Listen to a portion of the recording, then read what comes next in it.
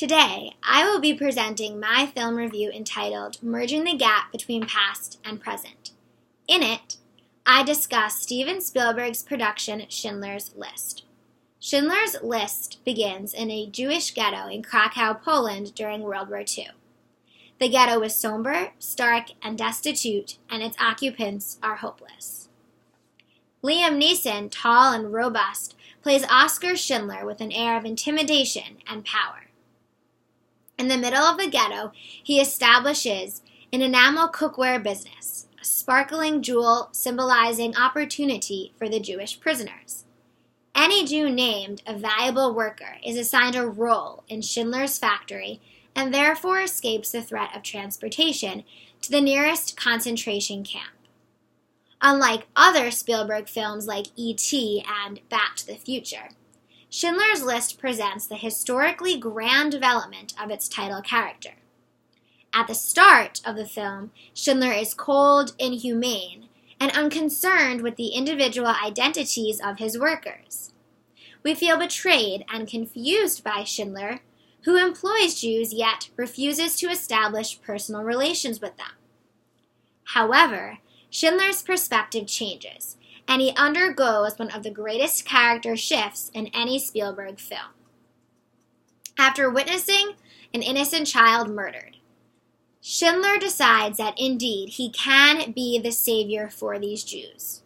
We feel thankful for Schindler who, in an unanticipated, shocking scene, travels to Auschwitz to gather workers.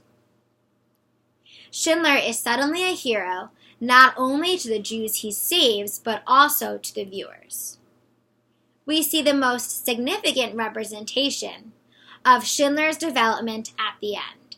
He dramatically falls to the ground in tears, feeling repulsed by his decision not to save more Jews. The cold, selfish businessman, originally unconcerned with the death of strangers, is suddenly a sympathetic and warm-hearted friend. In addition to Neeson's emotional portrayal of Oskar Schindler, Ben Kingsley acts as Itzhak Stern, Schindler's Jewish accountant. Like he does in Gandhi, Kingsley acts with intense emotions that reveal his inner thoughts. In one scene prior to Schindler's decision to save hundreds of Jews, Schindler comments that in the future, he and Stern will have a drink together. With tearless sorrow, fear, and exhaustion overcoming his face, Stern looks Schindler directly in the eyes and comments that he had better have the drink now. In such a simple scene, Kingsley's emotions illustrate his character's concern that death is near. The color scheme in Spielberg's film is not to be overlooked either. The majority of the film is in black and white, which creates the antique atmosphere Spielberg hoped to convey. The lack of color also parallels the Jewish prisoners' desperation, as their emotions are as dull and gray as the scenes themselves. However, there is one little girl we see dressed in a red jacket. Her bright crimson apparel symbolizes chance, optimism, and passion. And it is when Schindler witnesses her death that he decides to change.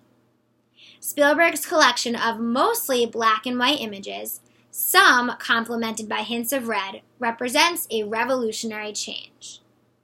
He combines the traditionally separated black and white film and colored film in a way that distinguishes Schindler's List from any other Spielberg film. Schindler's List concludes with an unexpected link between Jews today and Schindler's story. The camera focuses on Schindler's tombstone, which is decorated by a handful of the Jews he saved. As each passerby places a rock on the tombstone, the film includes text to indicate which Jew is shown. These Jews, not actors anymore, are the Schindler Jews, and their presence enables the film to come full circle. This ending is another one of the few colored scenes, and the color symbolizes hope for generations of Jews that would not have existed without Schindler's help.